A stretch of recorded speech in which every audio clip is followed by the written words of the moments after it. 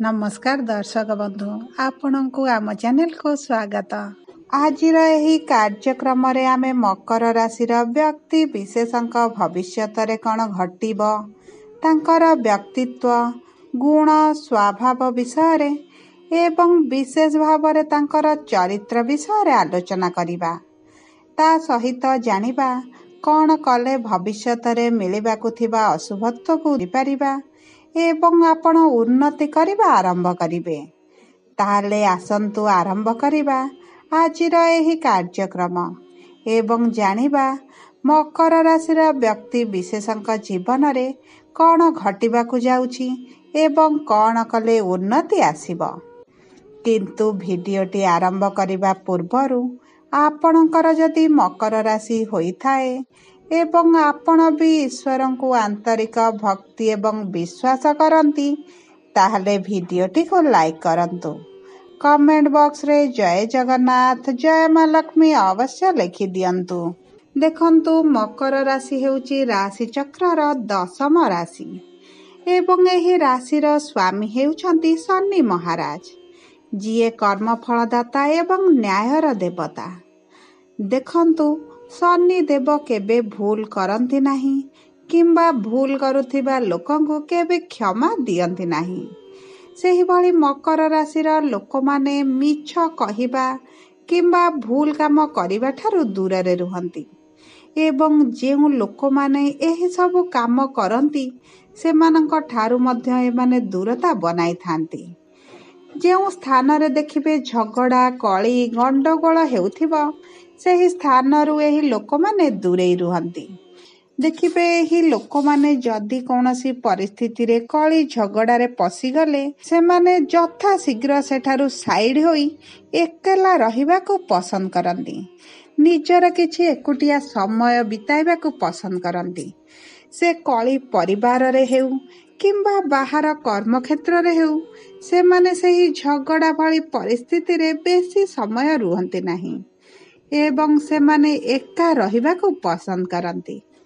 देखंतु एही मकर राशि लोक माने जाहाकू अधिका भल पांती सेई माने छाड़ी चली जांती एवं एमानक जीवन रे एही भली परिस्थिति बारंबार आसी थाए।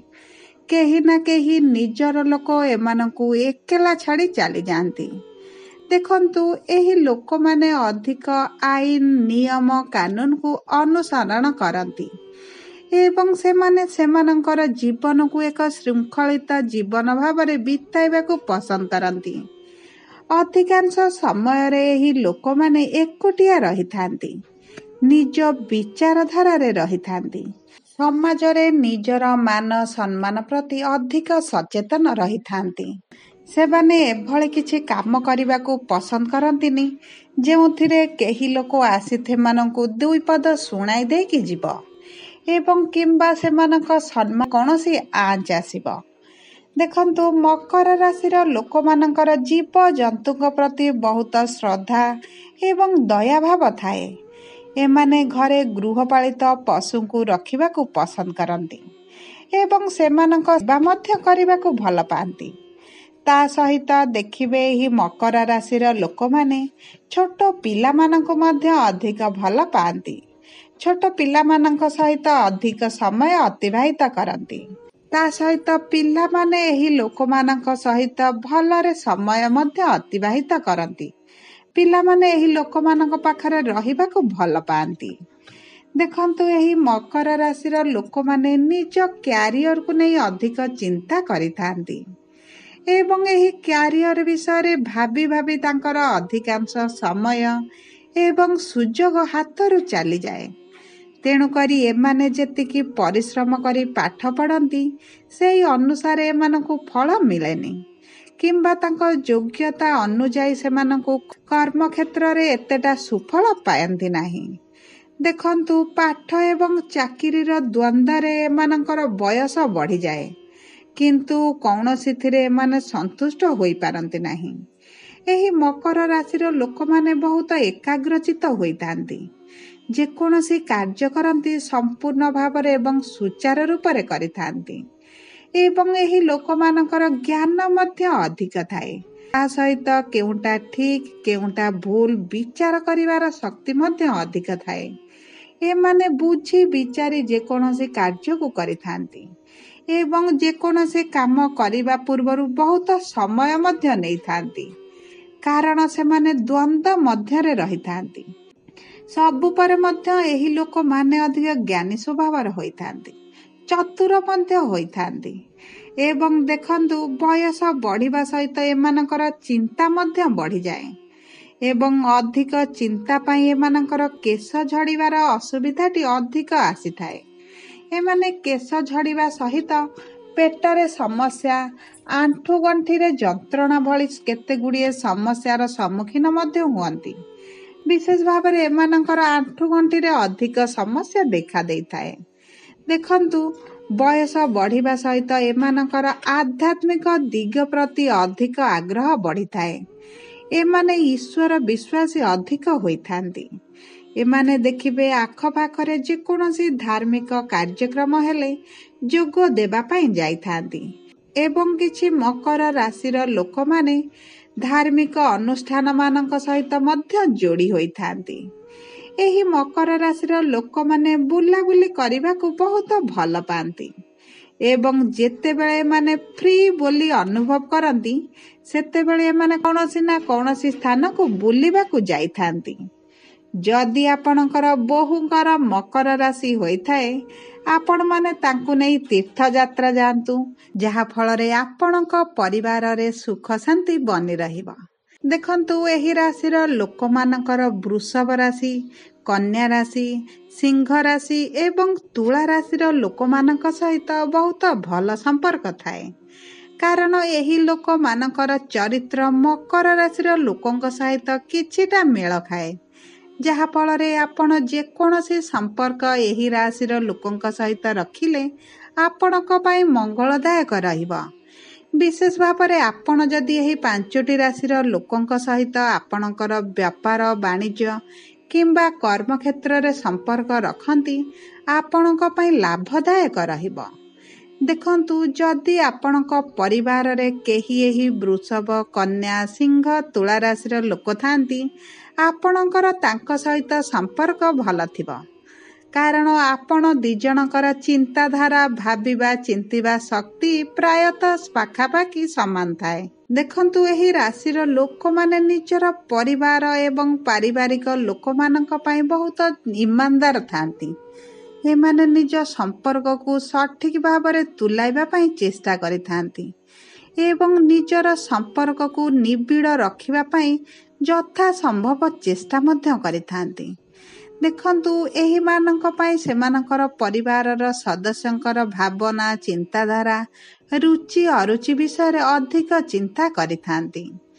ମକର ରାଶିର ଲୋକମାନେ ବହୁତ ଚିନ୍ତିତ ରୁହନ୍ତି ସତ, କିନ୍ତୁ କେହି ଜଣେ କୌଣସି ଏକ ବ୍ୟକ୍ତିଙ୍କର ସହାୟତାରେ ଏମାନେ ଉନ୍ନତି କରିବା ଆରମ୍ଭ କରନ୍ତି।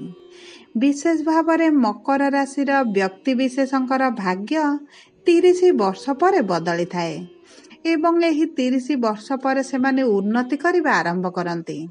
ସେମାନଙ୍କ ଜୀବନର ଅଭିଳାଷ ଗୁଡ଼ିକ ଧୀରେ ଧୀରେ ପୂରଣ ହେବା ଆରମ୍ଭ ହୁଏ, କିନ୍ତୁ ଏମାନଙ୍କର ଭାବନା, ଚିନ୍ତାଧାରା ଏବଂ ସମୟ ସହିତ ଏମାନଙ୍କର ପୂରଣ ହେବା ପାଇଁ ଅଧିକ ସମୟ ଲାଗିଥାଏ, କାରଣ ଏମାନଙ୍କ ରାଶିର ସ୍ୱାମୀ ଶନି ହୋଇଥିବାରୁ ଏମାନଙ୍କର କାର୍ଯ୍ୟଗୁଡ଼ିକ ପୂରଣ ହେବା ପାଇଁ ବହୁତ ଧୀର ଧୀର ସମୟରେ ହୋଇଥାଏ। ସେଥିପାଇଁ ଏମାନଙ୍କୁ ବିଳମ୍ବରେ ସବୁ ଜିନିଷ ମିଳିଥାଏ। ଏହି ଲୋକମାନଙ୍କର ମୁଣ୍ଡରେ ଯଦି କୌଣସି ଗୋଟିଏ ଜିନିଷ ପଶିଗଲା, ସେହି କାମ ନ ସରିବା ପର୍ଯ୍ୟନ୍ତ ଏମାନେ ଅଲଗା କୌଣସି କଥା ଚିନ୍ତା କରନ୍ତି ନାହିଁ। ସେହି ଗୋଟିଏ କାମକୁ ଶେଷ କରି ସାରିବା ପରେ ଅଲଗା ଗୋଟିଏ କାମକୁ ଆରମ୍ଭ କରନ୍ତି। ଏକାକାଳୀନ ଏମାନେ 5ଟି କଥାରେ ମୁଣ୍ଡ ପୁରାନ୍ତି ନାହିଁ। ତା ସହିତ ଏହି ମକର ରାଶିର ଲୋକମାନେ ବହୁତ ଜିଦ୍ଦି ସ୍ୱଭାବର ହୋଇଥାନ୍ତି। ସେମାନେ ଭାବନ୍ତି ଯେ ମୋ ଚିନ୍ତାଧାରା, ମୋ ନୀତି ନିୟମ ସମସ୍ତେ ମାନନ୍ତୁ, ସମସ୍ତେ ମୋ ଭଳି ଅନୁସରଣ କରନ୍ତୁ, ମୋ ଭଳି ଜୀବନଯାପନ କରନ୍ତୁ। ଏଇଭଳି ଚିନ୍ତାଧାରା ସେମାନଙ୍କ ମନ ଭିତରେ ରହିଥାଏ ଏବଂ ଏଇ ଗୋଟିକ ତାଙ୍କୁ ସବୁବେଳେ ଦୁଃଖ ଦେଇଥାଏ, ଦୁଃଖ ଦେଉଥିଲା ଏବଂ ଭବିଷ୍ୟତରେ ଦୁଃଖ ଦେବ। କାରଣ ଦେଖନ୍ତୁ ସମସ୍ତଙ୍କର ଚିନ୍ତାଧାରା ଚଳିବାର ଷ୍ଟାଇଲ ଏବଂ ସମସ୍ତଙ୍କ ଚରିତ୍ର ବ୍ୟକ୍ତିତ୍ୱ ଭିନ୍ନ ଭିନ୍ନ ହୋଇଥାଏ। କିନ୍ତୁ ଏମାନେ ଯାହା ଥରେ ବୁଝନ୍ତି ସେଇଟା ହିଁ ବୁଝିଥାନ୍ତି। ଏମାନଙ୍କୁ ଲାଗେ ଯେ ସେ ସବୁବେଳେ ଠିକ୍ ଅଛନ୍ତି, ସେମାନଙ୍କର କଥା ଠିକ୍, ସେମାନେ ଯାହା କାମ କରୁଛନ୍ତି ଠିକ୍। ତେଣୁକରି ଏମାନେ ନିଜ ଚିନ୍ତାଧାରାକୁ ଏବଂ ନିଜର ଡିସିସନକୁ ଅନ୍ୟ ଉପରେ ଲଦି ଦିଅନ୍ତି, ଯାହା ଫଳରେ ସମ୍ପର୍କରେ ହେଉ କିମ୍ବା ପରିବାରରେ ହେଉ କିମ୍ବା କର୍ମକ୍ଷେତ୍ରରେ ହେଉ ଛୋଟ ବଡ଼ ମନମାଳିନ କଥା କଟାକଟି ଭଳି ପରିସ୍ଥିତି ଦେଖା ଦେଇଥାଏ। ସବୁ ପରେ ମଧ୍ୟ ମକର ରାଶିର ଲୋକମାନେ ଅଧିକ ଧାର୍ମିକ, ଭାବପ୍ରବଣ ଏବଂ ନରମ ହୃଦୟର ହୋଇଥାନ୍ତି। ସମସ୍ତଙ୍କ ବିଷୟରେ ଚିନ୍ତା କରିଥାନ୍ତି, ସମସ୍ତଙ୍କର କେୟାର କରିଥାନ୍ତି ଏବଂ ସମସ୍ତଙ୍କୁ ଅପାର ଭଲ ପାଇବା ସ୍ନେହ ପ୍ରେମ ଦେଇଥାନ୍ତି। ଭବିଷ୍ୟତରେ ଏହି ଲୋକମାନଙ୍କର ଜୀବନରେ ବଡ଼ ପରିବର୍ତ୍ତନ ଆସିବ। ଏହି ଲୋକମାନଙ୍କର ଜୀବନରେ ଆସୁଥିବା ଦୁଃଖ କଷ୍ଟ କିଛି ମାତ୍ରାରେ କମିଯିବ।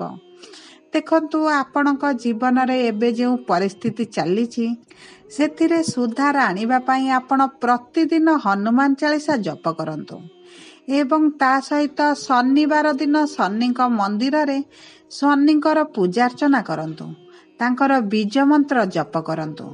କାରଣ ଆପଣଙ୍କ ରାଶିର ସ୍ୱାମୀ ହେଉଛନ୍ତି ଶନିଦେବ।